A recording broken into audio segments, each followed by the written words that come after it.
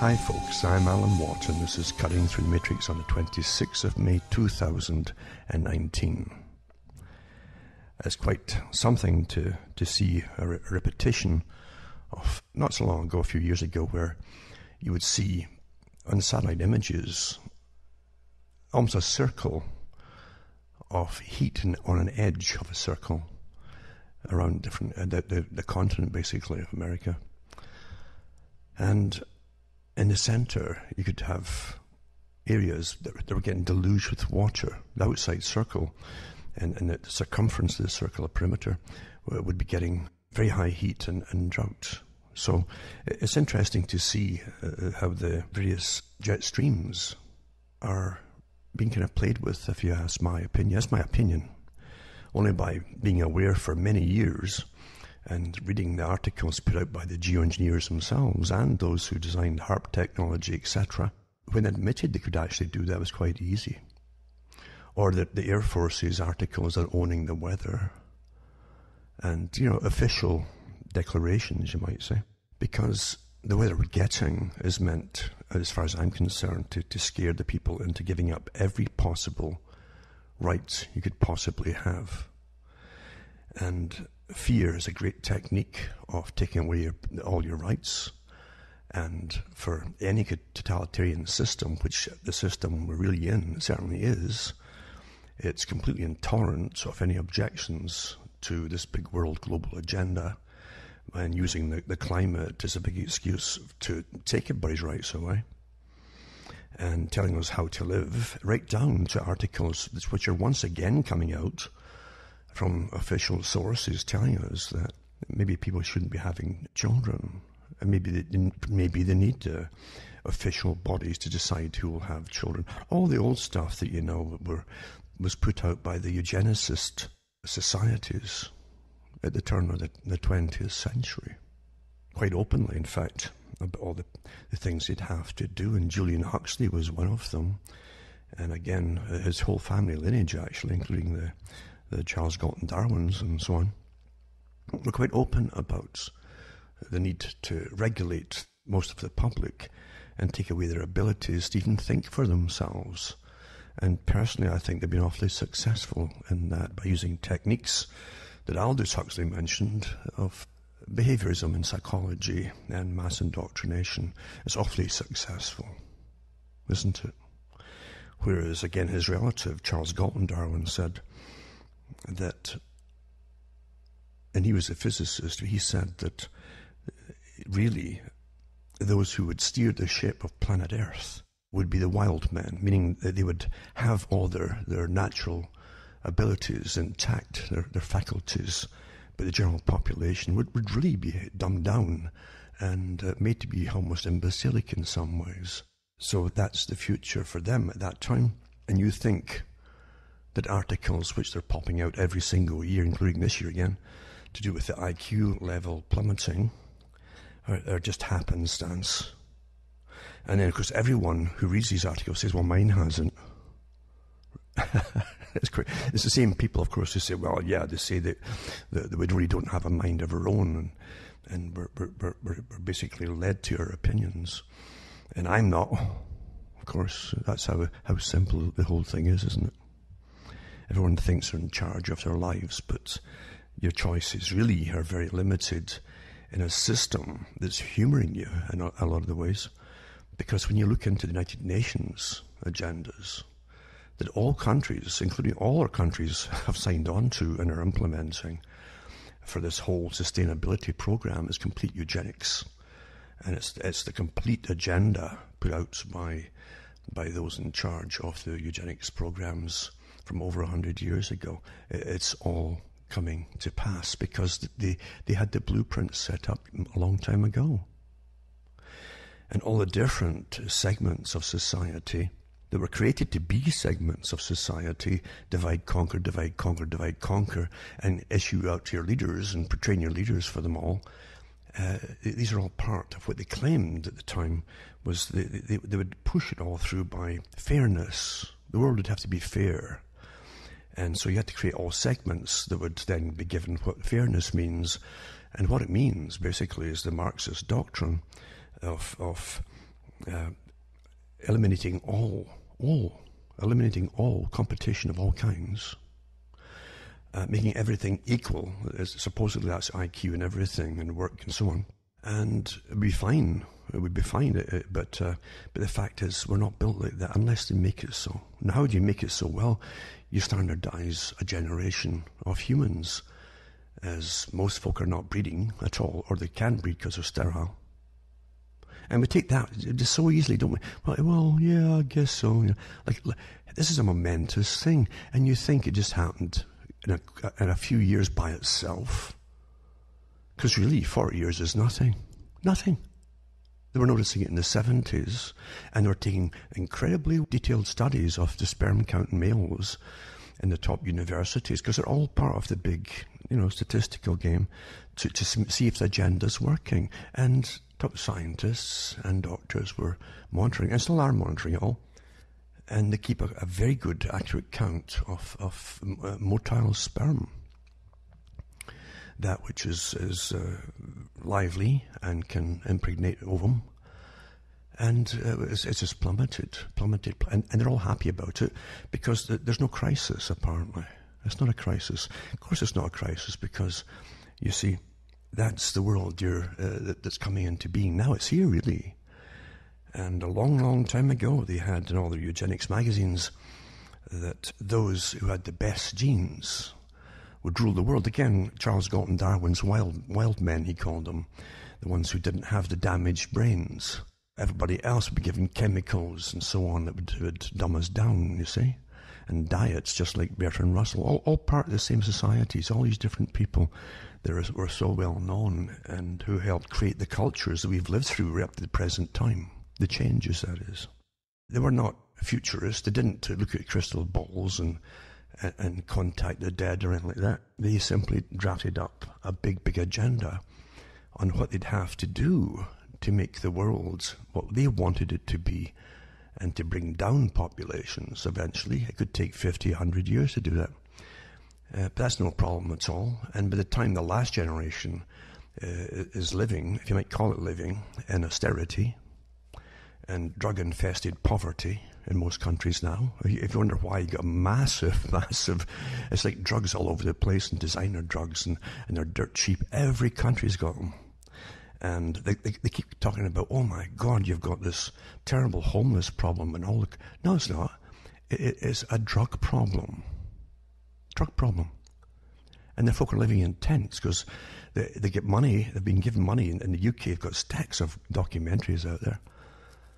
As they study it all, naturally, because the UK is one of the main nations for studying the changes, since their leaders, all of them are based in London, of this whole agenda, and they want to know if it's working. And so they know that they've got so many thousands and thousands of young people, and all ages now, actually, but on drugs, who can't get off these drugs. You take them for 2 or 3 times, and they're hooked. Literally hooked. And once they're hooked, they're not thinking clearly afterwards. It affects their brain so fast. And once you're in poverty, and then you end up on the street because you can't pay your rent, any money is given to you by any agency or whatever, you'll spend it on the drug, you see, and then you don't pay your rent and you're on the street. And that's happened across the US, especially, very, very openly. Then there's no work for them either, by the way. Why would you bring in mass migration at a time when there's not enough work in a post-industrial society, folks? The terms I'm using, post-industrial, are all from the United Nations and all the different associations that belong to them.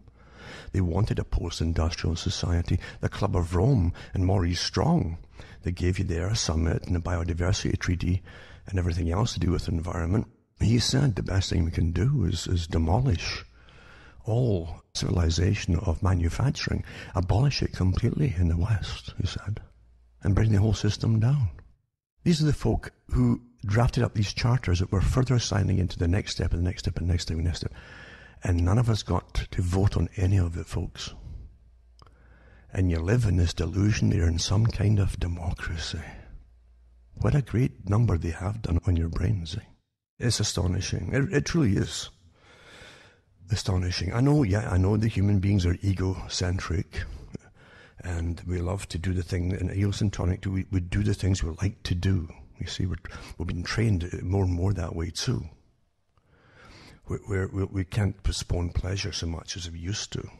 This all comes from the studies. I used to wonder why these incredibly detailed studies from anthropologists in what they call third world nations. Incredibly detailed. And when you look at the different studies on different cultures and societies, and they said that a lot of them, that they had frequent famines and things like that, or at least the occasional famine. The peoples, for hundreds, maybe thousands of years, in warm climates, couldn't postpone pleasure. They wanted immediate gratification, rather than, say, do the agricultural work and so on, and work and go through the seasons and bring it all in and then and enjoy the fruits of your labor and things. They had all these incredible detailed studies on every culture, including the ones in Britain, different parts of Britain. Incredibly detailed. And what they said too is that the ones that are worst tongues, and it was meant to be from even the times of Julian Huxley. He was adamant about the agenda. So was Karl Marx, of course. Karl Marx, of course, where did he live? He lived in London, eh? Access to the British Library. By this totalitarian British system, they give him access to the library, he was given access to all the incredibly rare books and everything, of histories and goodness knows what, for such a long time, by this rotten, terrible Britain system. No, he worked for us, for I'm concerned by those who ruled the system. That's what I can see for sure. Whenever people try to get you riled up about what's now called popular marginal areas and so on, in divided society, if someone's trying to rile you up, make you get all emotional and angry, you're getting used. As far as I'm concerned, you're getting used. And that's the first indication in psychological warfare of you've just lost when you become emotional. Your logic must guide you with reason and facts. And you must decide for yourself. Because the emotion is put across in such a tremendous way of almost neurolinguistic science of people who are trained in it, to guide you into a state of anger, not to use your reason or logic. And they certainly won't give you the facts. For across the board, for all the different sections out there, be careful. And if you join a lot of these different groups, you're getting used for agendas which are utterly destructive to all of us in the long run.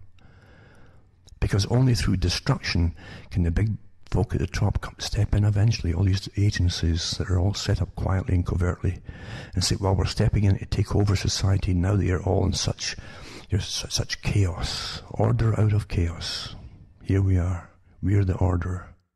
And you're with such a dysfunctional mess, you probably cry for them. What was it Rockefeller said when he talked about some of this agenda? Rockefeller, remember, and his dad, old Rockefeller, he said that competition was a sin, as it took over monopolies over all the things that you needed: food, fuel for industry and everything. Complete monopolies. They've never changed. The same organization that the Royal Institute for International Affairs belong to. Take over all the resources of the planet, and then bring in the scientific experts to rule the public, depopulate, etc. But folk wouldn't give up their rights, so you can create crisis after crisis after crisis until you'll have a population at the end of a war, and they won't even know they've been in it. They're just part of it. It'll be so dysfunctional and chaotic. He says they'll come to us with perfect docility. That's what Rockefeller said. How do you think they would get us to come with perfect docility? We're here to help you. Look at the poor mess you're in, the poor people. Look at the mess you're in. But you can't live like you've lived before with rights and demands. You have to follow what we say here if you want to survive. Live in that cramped city. Eat what we give you to eat. You can't breed, so we'd prefer it if you got sterilized. Unless you're one of the worker helpers, and you can actually earn the right to produce children, maybe one or two. I'm not kidding. I'm not making this stuff up. This is stuff they talked about, and Charles Galton Darwin did too, and the Huxleys, and the Russells. and the Macy Group, and all the other groups out there that all work together to make this happen, and the Maurice Strongs that you never voted for into anything. Anyway, that's it for today. I'm sorry to say, but it's important that I put some of it in. You can't really do a talk without cramming so much in, I suppose. It's not a downer. This is not. See, knowledge is power. And if you're fortified with knowledge, it teaches you of how to avoid so many pitfalls. And if you've gone into the pitfalls, and everybody can and will occasionally, it tells you how to get out of them. You can use your own mind, your own ability, and you can feel stronger for it too. But whatever you do, be careful of all the different authorized groups out there and authorized leaders of different things who are the real haters. That's all they promote, is target. They target groups, and they're authorized to target different, and genders. They target everything. And everybody falls into a camp, and they're all getting used. Because really, the war is upon the people. Means the people all have to come together here, all of them. Because what's happening is the most hellish thing that this world has ever seen. It's the most dangerous thing we've ever had to cope with. From myself, Alan Watchman, here, Canada, it's good night to me. Your God or your gods go with you.